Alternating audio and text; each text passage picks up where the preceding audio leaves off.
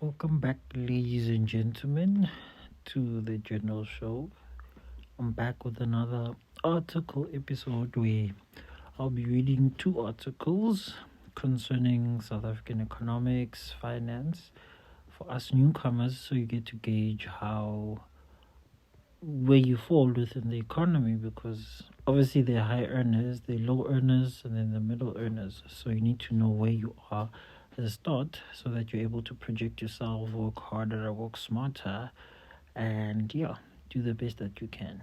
Please note that these stats from this article don't fully cover the realistic demographics of South Africa, just a sample size, and then they were able to deduce what they could from this, which is good data for the next person, so that we're able to get information. Because without such statistics, it's very hard to navigate yourself. Because also you need to market yourself according to your worth, whether you're underpaid, overpaid, and then you factor in your experience and many other things. So it's very important.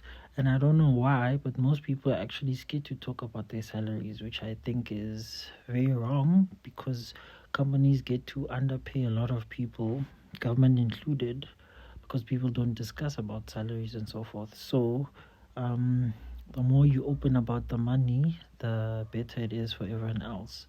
You see, so that's a very good thing. And I hope everyone enjoys it. I'm still trying to figure it out how I'm going to present all this information because I genuinely love talking about economics, money, different business models, and so forth. So I'm still gathering myself. And I hope you have a good time with this one. And I enjoyed it very much doing this. So please like, comment, share, and subscribe. So let's get started.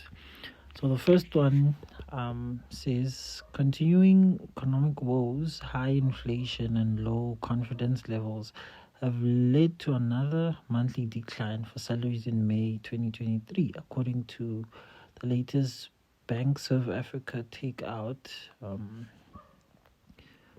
Index. And then it says the average nominal take-home slip is marginally 14,457, which is 2% below that recorded of last year.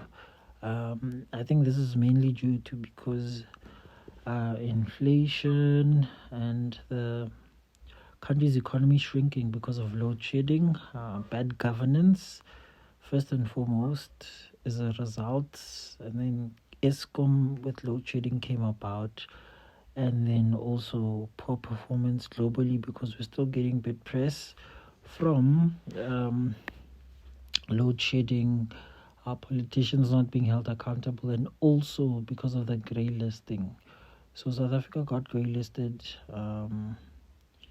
last year because of the whole president mattress, money under the mattress thing, and then also because there were a few reported terrorist groups which were siphoning money out of South Africa and they were using us. So that obviously led to a grey list. So grey list literally means that you're being vetted and then your money is being observed as to where it's going. So you need to fix it, fix your money policies, fix everything in between so that you get out of the grey list, because grey list makes the country's debt more expensive to manage if we take out dollar valuations of debt and so forth. So it's not good that we're grey listed. We shouldn't be grey listed because once you're grey listed, it brings about a lot more problematic things, you see. So and then it says that according to Sheragan Naidu, bankers, head of stakeholder engagement, it has been a result of a dismal economic environment, as I had mentioned before, and there's evidence of resilience to the fore, and then this has come through better than expected economic data releases from mining and other sectors. So I'd like to highlight that most people, when they want to force South Africa into making horrible business deals, they always say that no, South Africans are resilient amidst the economical woes, amidst the dismal economic environment. South Africans are resilient, they'll soldier on and. And this is just a way of them saying that we don't mind underperforming or not doing our due diligence, because we know South Africans always pull through. I don't like it one bit, and I wish you could stop having that tagline. But yeah, let's continue. Then it says this has come through better than expected economic data releases from the mining and manufacturing sectors, which are one of our biggest sectors. And then both surprised by the upside despite the heavy load shedding in April, suggesting that these industries have become more uh, resilient. You see, there's that word that I hate. However, confidence levels in the economy remain at a shockingly low level. They hamper the possibility of economic recovery. The RMBBR Business Confidence Index declined for the fifth consecutive quarter to reach low confidence level since 2020. Okay. You see, so once again, we're there in that tough place where they are saying now we are economically resilient. And as I said, I hate that because they're saying once again, we will underperform. You guys will be resilient. If you make a plan, you will solve all the messes that we made. I hate that. Obviously, load shedding has hampered a lot of things. It's killed so many businesses, especially small to medium enterprises which aren't government subsidized, or they have a blank check like most of these large corporations. That's the main problem that's floating around, you see. So if they're saying this index from RMB is showing that there's a low level of confidence within the economy, they're not wrong, guys. In my life, yes, I know I'm a young man, I've never seen such economical decline, and then the president is still there. He's not doing anything. He just takes out a press release, or he says he's going to have a commission or some form of litigation that he goes through, but nothing actually gets solved. And we actually need someone who's very decisive, who's very accurate, who actually knows where he's going. Because my problem is these politicians owe too many people, so they have to somewhat keep everyone happy, which is near impossible. So the article goes on further and it says that similarly, the ABSA CEO quarterly manufacturing survey shows that manufacturing business confidence remains unchanged, suggesting that more than 80% of respondents are unsatisfied with business conditions. Obviously, in the environment such that the low confidence cannot be conducive for job creation, comfortable wage increases, and as confirmed by the BTPI in May, independent economist Lise Kruger, and goes on to say that while the consumer price inflation cycle most likely reached an upper turning point at 7.8 in July 2022, the downward trend has been disappointingly slow. You see, so again, another business giant corporation such as ABSA said the manufacturing survey shows that there's a decline in business confidence. This is not good for people because, in other words, they're saying that load shedding affects them so much and the unhealthy economical environment that they aren't going to pump in money into the economy because, come on, there's no way I can start a business and then 60% of my money, whether functioning money or profits, go into maintaining electricity, which is supposed to be a basic need. Literally everyone functions off of electricity. We all need it. No corporation is bigger than any other for it not to function without this electricity from Eskom. You see, so they're essentially killing us. Obviously everyone has low confidence in them. That's such an obvious thing. Just do your job. You get paid so much money. Just do the simple thing, which is doing your job. And then that should satisfy everyone, because obviously everyone wants to be an economical player, but then you can't play in an economy which literally sets you up for failure before you even start, you see. So that's one of the major issues. And it goes on to say, talks about private pensions. Private pension payments measured in the Bank Serve Africa Private Pensions Index, BPPI, remained resilient despite the impact of inflation. In nominal terms, the average private pension ticked at up to 10,247 rand in May, 6.7 higher than the year before. Highest monthly payment so far in 2023, said by Naidu, right? And in real terms, the average private pension of 2023 has come to 9,574, marginally higher compared to a year earlier, signaling that the purchasing power of pensioners has largely been preserved amid the high inflation environment. Okay, so this literally talks about how pensioners are faring with such tough economic conditions, saying that theoretically they're at 10.2 thousand rand in terms of the pension being ticketed, but then in reality it's 9.574. Again, this is a cause for concern. Our largest demographic isn't that of pensioners, in as much as yes, they're showing good numbers, they're showing progress, they're holding it down for almost everyone else. That doesn't bode well for the rest of us and doesn't bring confidence, because if my pensioners are pocketing such high, more than high percentages, that is, what about the unemployed? Remember, the large majority of the whole country is youth, mainly from 0 to 14 and then 15 to 35. So you see, they are what should be focused on. And according to these studies about unemployment, it's not going so well. We're at 33 or 34% unemployment of youth, which is still very high. This doesn't bode well for us. Our pensioners aren't going to sustain us. Obviously, they're leaving the job market, so that should tell you everything. Then it goes on to say that the job market remained uninspiring. That is obviously very true, without fear, favor, or contradiction. That is the simplest thing, and that's not looking promising for an economy that's supposed to be growing and recovering from the economical woes which have begotten us COVID and so forth. But government should have been more decisive instead of pocketing these monies for themselves and for their partners or their handlers. Then Bank South Africa data adjusted for weekly payments suggests that an uptick in the number of salaries paid in South Africans' bank account in February and March largely reversed in April and May, leaving the job market essentially flat.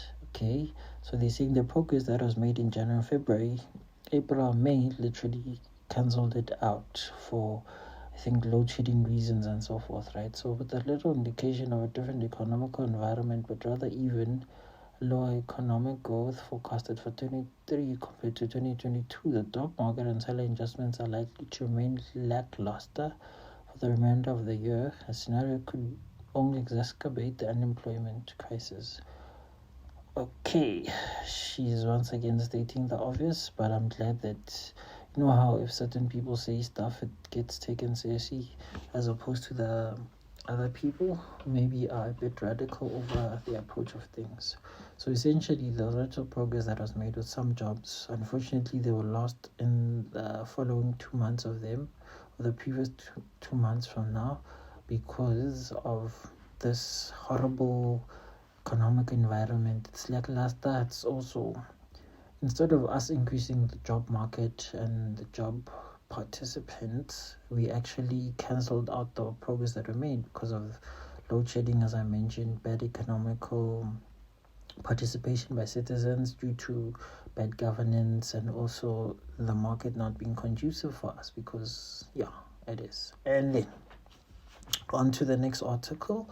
It says Old Mutual goes all in on Amazon as it looks to launch new bank in South Africa. So Old Mutual does a lot of, is a financial institution which would handle people's, for instance, as their personal finances, home loans, home security and insurance, and it would be able to handle your wills and all of these things. But then now it seems like they are going in on it with Amazon, and then they're going to try and launch a bank in South Africa.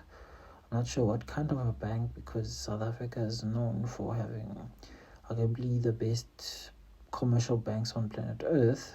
The banking system that we have is it's doing very well, but we can do better by letting it being inclusive and removing the systematic racism within it, you see. So it goes on to say that financial group Old Mutual have completed what it's called an all-in migration to Amazon Web Service, as it looks to boost its processing capacity for next generation financial services. The group said that it has now closed in on its premises data centers and migrated to entire information technology infrastructure, including its banking, insurance, and wealth management systems, to AWS. The migration represents a significant step in Old Mutual's digital transformation. Old Mutual is using AWS infrastructure to decrease the financial transaction processing time by two-thirds, reduce downtime by 30%, streamline the development of new and more relevant insurance products. Okay, so essentially what Old Mutual is saying is they are moving away from their paper trail financial systems, and then they're going to become more digitized, and they're moving into the IT sector of things. So they're going full on commercial, but digitally so. Okay, hopefully they are going to do better than their counterparts, Standard Bank, in terms of when they talk about them moving their assets such as insurance, wealth management, and banking, or they're moving it to a better system, because that is very much needed for everyone. I'm not sure how it fares, because hey man, I was at a certain bank like 3 weeks ago, and because of load shedding they kept on saying their system is offline, system offline, system offline. And if a person lives in a disadvantaged area, traveling to the next branch is a nightmare, and it's not fair on the consumer. Such things, I know banks are saving money every single time, every single chance that they get, but they shouldn't do that to consumers. And then the article goes on to say that the migration represents a significant step in Old Mutual's digital transformation. Old Mutual is using AWS infrastructure to decrease financial transaction by two-thirds, reduce downtime by 50%, streamline development of new and more relevant insurance products, and drive innovation across its business with machine learning. So AI, I presume. AWS said that the completion of Old Mutual's all-in migration presents the next chapter of the transformation and should be help the group increase performance, reduce processing time, streamline operations, simplify customer experience, and reduce costs. Okay, so when you look at this, when a financial institution says they're going digital, it means that they're going to have a large massacre of job losses, unfortunately, because they're going AI, and AI has been doing a lot of things on behalf of people. I'm still not fully convinced with these AIs, because yes, it looks and sounds easy and whatnot, but then human hands always will be technology, no matter as much as we say technology doesn't sleep and so forth. And remember, the whole country isn't fully digitized for them to say that they're going to increase profits by going fully digital. Most of their customers, ironically enough, aren't as tech savvy as they claim to be, you see. So them going off full on digital is going to create a lot of problems, because now, for example, let's say I'm a 70-something-year-old person, not tech savvy, but then I want to claim, yet I've been with them for so many years. It's going to bring about problems. Horrible network, there's load shedding on the one end, and then now my bank goes full on digital, and I need to make a quick claim, either for burial or for an emergency and so forth. It's not them saying they're jumping all in. It's going to have its issues. And then they go on to say AWS continue to collaborate with Old Mutual as they deliver the next generation of financial products. Okay, transitions particularly notable given Old Mutual's plan to launch a new fully fledged bank in South Africa. Old Mutual already offers some transactional banking in the country, but this is done through a third party, which is Bidvest Bank. And then the group has recognized opportunities in having its own banking capacity, especially in the lucrative unsecured lending space. The group received approval from South Africa's Reserve Bank Prudential Authority in November 2022 to apply for a banking license, with plan to launch its own bank in 2024. Okay, so they're citing that because they were using third parties to do their financial banking services, they've now identified an opportunity in the market, and then they're going to use it. For me, I think it's because they see that South Africa's lending or unlicensed lending behavior is very lucrative for them. They'll make more money, they'll entrap people, mainly because of this two-part system of retirement. I think they're going to trap a lot of people in there. And then also because they see that government wants to have a national health, NHI, which is a national health bill, which will apparently claim to subsidize everyone into health and then make it more affordable for everyone, you see. So I think they want to be a player in there, but then they can only do that through them being a fully fledged bank, you see, because then they'd offer a wider range of financial unlicensed lending to the next person, you see. So it's very strategic of them, but then I'm still saying that it's going to bring about a lot of problems in the already suffering economy. A lot of people are defaulting on their payments. A lot of people can't even repay their debt. So for them to say that they see an opportunity, yes, Amazon is a giant. Yes, they've been a partner with government through Old Mutual by taking GEPF employees or retirees money and claiming to help them. But then that portion of employees or clients is decreasing on the daily because youth isn't getting employed. So yes, the retirees have the money, but then once they default, obviously they'll move away and then they'll go to cheaper banks such as your Capitec. So for Old Mutual to bring this much confidence, we'll wait and see. Understand, we always talk about resilience, but resilience comes at a price, and then such prices aren't always guaranteed. But hey, we'll see, man.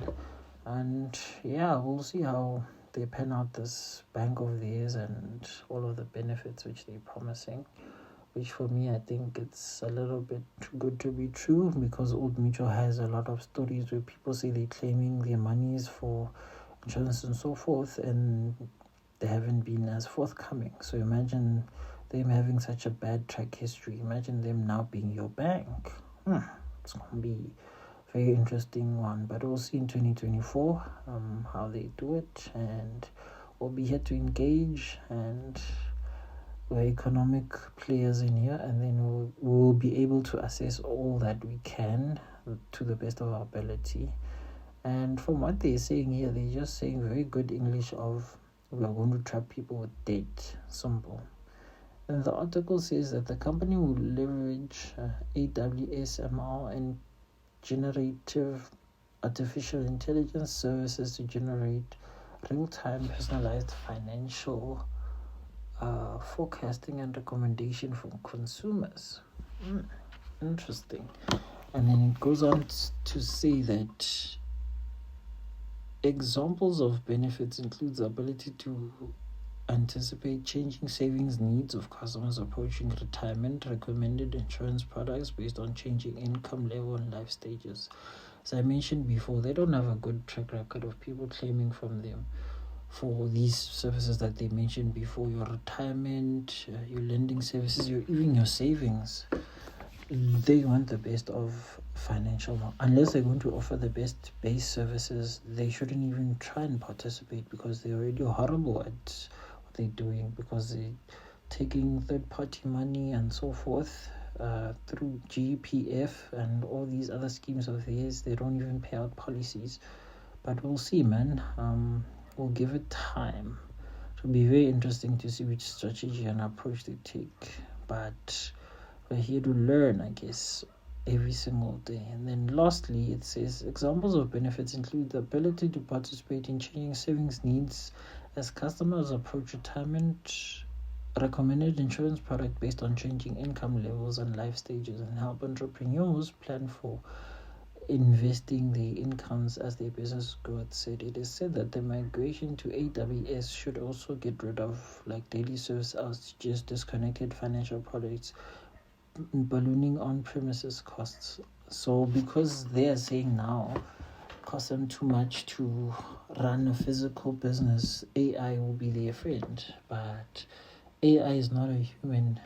As much as we are all happy in a click away you can do certain services, I still would like to see the lady at the bank who will help me to explain very interesting financial models for me, depending on my life stage, because they do mention themselves here that they will cater for you in different life stages. And they said something very interesting. They said that for entrepreneurs hoping to grow their business, so we'll see what they offer.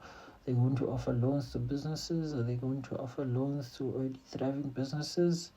Will they have business accounts which are more lucrative and have more better yielding results? We can only find out when they open. It will be a very interesting one because in as much as all of these financial institutions work with each other, they're still competing with each other. So we'll see who is more innovative as they promise, and if AI, as they're saying, they're willing to put so much money and faith into it, will actually pan out for them. We shall only wait and see. Besides that, ladies and gentlemen, thank you very much for having another discussion with me. Please like, comment, share, subscribe.